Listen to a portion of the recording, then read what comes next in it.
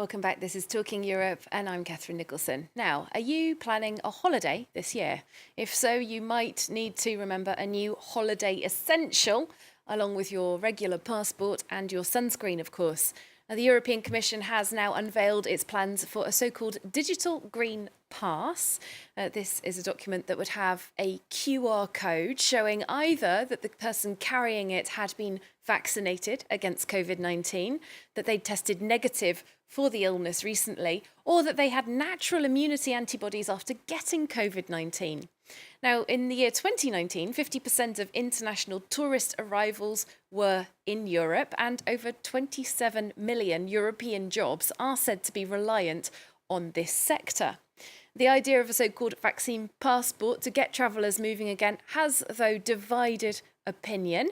We have two guests with us today from the European Parliament to go through some of the main points. In favour of the vaccine passports, GUTELAND, a Swedish MEP from the Socialists and Democrats group, and less in favour, with some questions about this idea, SARA, MATTHIEU, a Belgian MEP from the group of the Greens. Hello to both of you. Hi. Hello, nice to be here. You. Thanks for being on the programme. Now, I'd like to get some reaction first from both of you to this proposal from the European Commission that's just been unveiled. GUTELAND, this digital green pass, I said you're broadly in favour. Why is this an idea that appeals to you? I believe, first of all, that this proposal can improve the coordination between the member states and facilitate for citizens to show their medical status with the vaccine, test, or also immunity.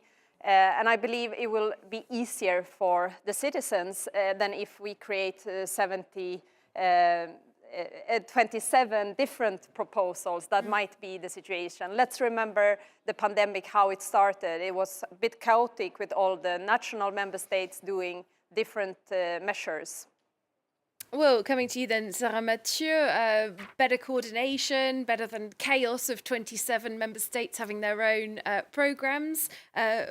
What do you see that's good in this, and what are the questions that you have, the main ones? Well, first of all, I want to say that I completely understand that people are really longing to take a vacation. I think that COVID has been really tough on us all, and of course freedom of movement is really an important cornerstone of the European project, so if we limit it, it needs to be temporary and under strict conditions. One of the problems that I had with the first proposal that was on the table by countries, for instance, like Greece, was really to have a vaccine passport where you would limit the opportunity to travel to those that only have been vaccinated. And I think that that would really be discriminatory, especially because, well, not everyone has access to the vaccine yet. We don't have enough doses available at the moment. And of course, we did decide on a strategy where the weaker would be vaccinated first, which I fully support. But of course, we also said that we would not make vaccination mandatory. So if you would only be able to travel with a vaccine passport, I think that that would be a very bad signal.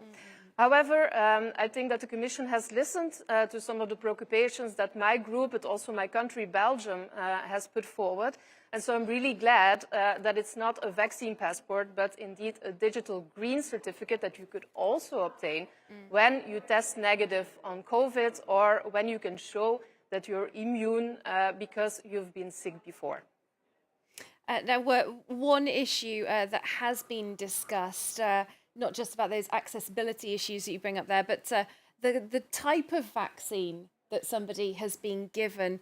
Not everybody in the European Union has had the jabs that have been approved by the European Medicines Authority. In Hungary, many people have had the Russian Sputnik V jab, which has not had EMA approval. Just staying with you, SARA, MATTHIEU, the Commission says it would be up to each member state to decide if they accept these non-EMA approved jabs. What are your thoughts on that? Could we end up politicising things? Yeah, you know, well, it's the member states. It's the member state that is going to decide who they do or do not accept. This is not a European jurisdiction. But I do think it's really good that as Europe, most of the member states have actually chosen to only use the EMA certificates because, well, there we, of course, are sure that they are safe. Jutta Guteland, same question to you. These Russian jabs that have not been given EMA approval, but they have been rolled out in a member state of the European Union. Is it right that each individual country gets the chance to say yes or no to this? So you mentioned you wanted to avoid chaos. Yeah, I think we need to have that in mind, that we want to avoid chaos, indeed. We would really like it to be easier for the citizens to travel, to live more normally. And therefore, I'm also very happy to have a green passport that is including the test and also immunity. And let's see how it will be after the discussion with different vaccine as well. That said, I think we need to look at the long-term immunity situation before we conclude how this should look, because if you can carry the sick and get sick even if you have the vaccine, we need to know what we are doing for public health. So that is one concern I have. Well, just staying with you, Jutta Guteland, talking about the long term, even and probably not in the next couple of months, but even at the point where the EU population is immunised at 70% of the adult population, there are questions, as you say, about whether herd immunity will have been achieved at that point. Is this Green Pass something that will be a temporary measure, or do you foresee it becoming something that becomes one of our regular holiday essentials?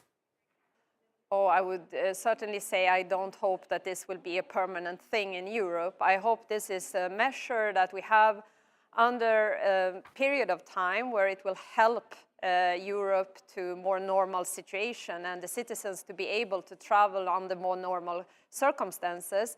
For me, it is really important that we are protecting public health and yet enabling people to move in Europe, because we have a huge social and economic impact of this situation we have now.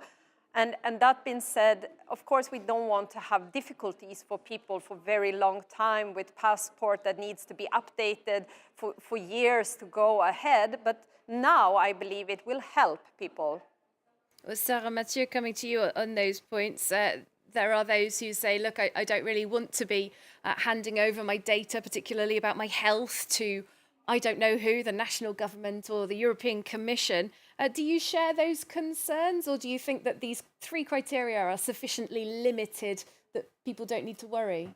No, I mean, it is one of those things that we put to the table as one of the checks and balances. I think privacy is really important. I'm really happy that the Commission listened to these preoccupations, because there won't be like a big European data bank where all of our medical records will be kept. And it's also good that the data that will be on the certificate will be very limited. But I want to sort of add something to the discussion here, because of course we're talking about the green certificate when it comes to travel. I want to warn for function creep, if you know what I mean. There's already people saying, but you know what, maybe we can use this certificate as well to, for instance, go to a bar, go to a cultural event. And there I would be very cautious. I'm not sure that you would be comfortable with sharing your medical data with a bar owner or a concert organization. And I mean, for instance, if you would need to have a negative test every time you would go to a bar, I'm not sure testing capacity would be up to that.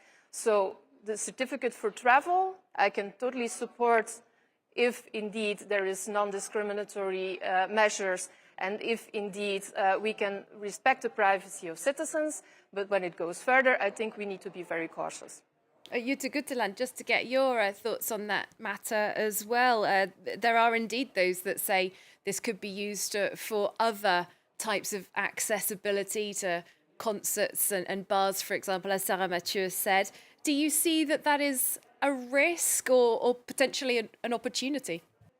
No, I would say that close scrutiny on the personal data is essential in designing this legislation. I really believe we need to protect the personal data, and it's essential to have clear rules on why, who, and how do we collect this data. And it also needs to have a sunset clause. And I would share what's been said from my colleague in the parliament that we will not have a double society with two levels.